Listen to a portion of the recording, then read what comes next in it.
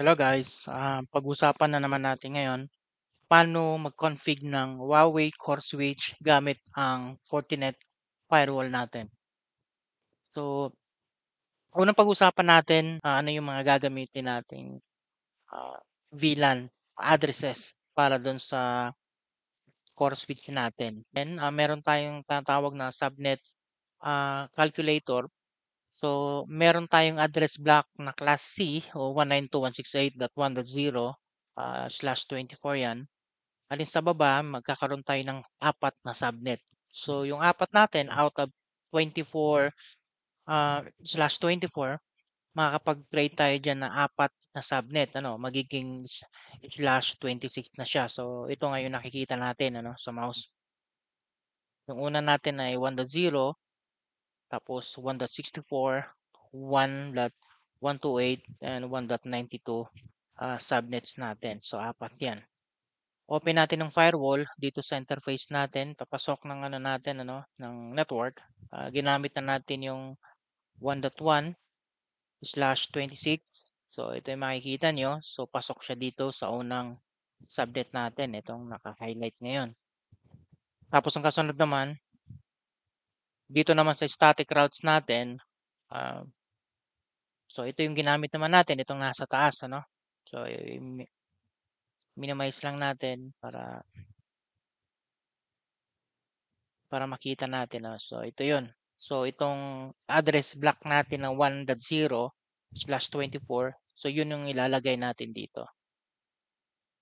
And then ito namang gateway natin, kumuha naman tayo dito sa 1.0 na subnet. So ibig sabihin nun, yung static route natin and then yung interface natin kanina doon sa pasok ng network natin, isang lang sila, network lang sila. So magkakakitaan talaga sila. Napiping nila yung isa't isa dyan. So punta naman tayo ngayon dun sa Huawei natin. O hindi pa natin na-config yun. Ito yung pinakaunang configuration natin na gagawin. Display CUR. Ibig sabihin, di-display natin yung current configuration niya para makita natin kung mayroon na siyang naka-config. So mapapansin natin lahat ng mga port wala pang config. Para mampisahan natin, mag-create tayo ng VLAN. So, gagamitin ko ang VLAN process view para siyang global configuration niya. So, create ako ng VLAN 2. So, ibig sabihin ng VLAN 2, diyan sila magkikitaan yung firewall and yung core switch natin. So, lalagyan din natin yan ng IP address. So, tawagin natin tong uplink. Yan. And then, back one space ako. Tapos, interface VLAN 2. So, dito na part yung pwede na tayo maglagay ng IP address. I-type lang natin yung IP address and then yung IP address mismo doon sa static route. Yung gateway doon sa static route yung ilalagay natin dito. 192.168.1.2. And then, pwede ang gawin natin is /26. Tingnan natin kung po pwede. Hindi. Ito talaga, ito-type natin to. 255.255.255.192. So, ganun siya dapat. And then, press natin yung Q. Balik tayo dun sa back one space kumbaga. And then, subukan muna natin tingnan kung kung nailagay na ba natin lahat. O yun, nakita natin dito. Yun na, meron na siyang IP address. So, yung IP address ng VLAN, yun na yung IP address din ng static route natin dun sa firewall. So, ayan guys.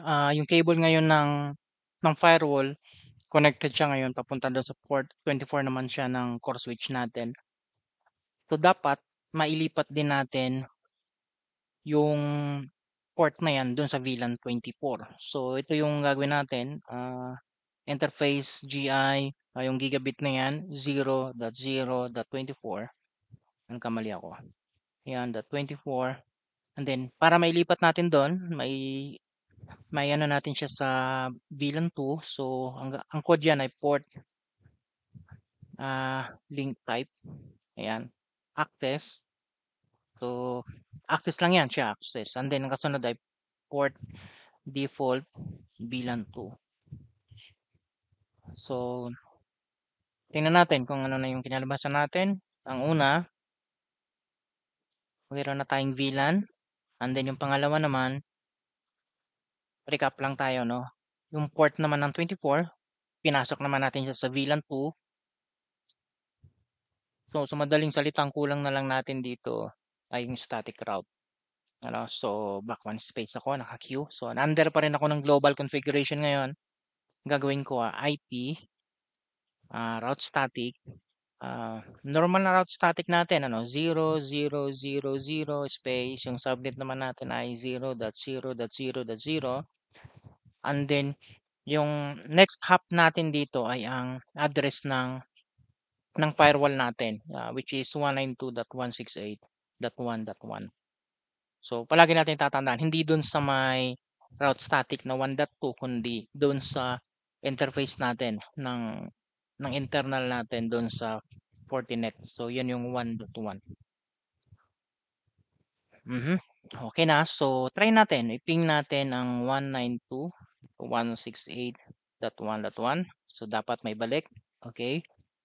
I-ping din natin ang route natin, static route natin dun sa firewall. So, may return din. So, meron natin. Tapos, subukan din natin ang 8.8.8.8. So, meron din. So, nakuha na natin ng tama. So, ang kasunod naman natin ang gagawin, ipakita ko sa inyo kung anong IP address ako meron ngayon. Ipconfig. Ayan. Ang current IP address ko ay 1.10. So, of course, nasa VLAN under to ng VLAN 2, pero currently na-connect ako dun sa my firewall. So yun ang ginagawa natin. So para medyo specific tayo, gawa ulit tayo ng VLAN. Subukan naman natin VLAN 2 ang gagawin natin. Ay VLAN 3. Yan, name natin VLAN 3 lang din para hindi ma. So ngayon guys, para ma-separate natin, gamitin naman natin ito. Itong .64. So ang ilalagay ko diyan ay .65. So interface parang VLAN 3. So lalagay natin ng IP address, IP 192.168.1.65. 64 kasi yung network natin dyan, no? Subnet natin dyan. Space 26. So space 26 kasi kanina nakita natin is slash 26 ang nilagay natin. Space lang plus subnet. Aside from ilalagay natin dyan isa-isa yung subnet, 255.255, ganon-ganon. Space 26 na lang, ano, yung pinaka ano niya, CIDR notation nung subnet natin, ay nung mask natin. Ngayon, nailagay na natin dyan. Ang kasunod na gagawin natin, back one space ako, yung port 1, ililipat ko naman siya sa VLAN 3. So, yun ang gagawin ko ngayon. So, interface, GI, 0.0, ay sorry, 0.0.1, and then, ganun din ang gagawin natin, port link type, access. And then, port default, VLAN 3. So, para, ano, para makita talaga natin na working na siya, huhugutin ko ngayon yung cable ko and then ililipat ko siya sa port 1. Dito naman siya sa core switch natin. Yan, napansin mo, natanggal niya yung nag-disconnect tayo and then ncpa.cpl. Wala pa kasing DHCP yan, static dapat nilalagay dyan. And then susubukan natin ang VLAN 3 natin dapat kasi ang pinaka-route gateway natin doon ay .65.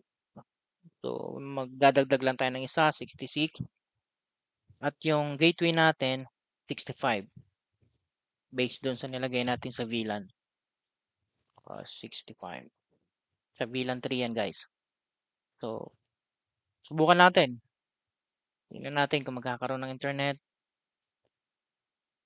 And then, refresh natin.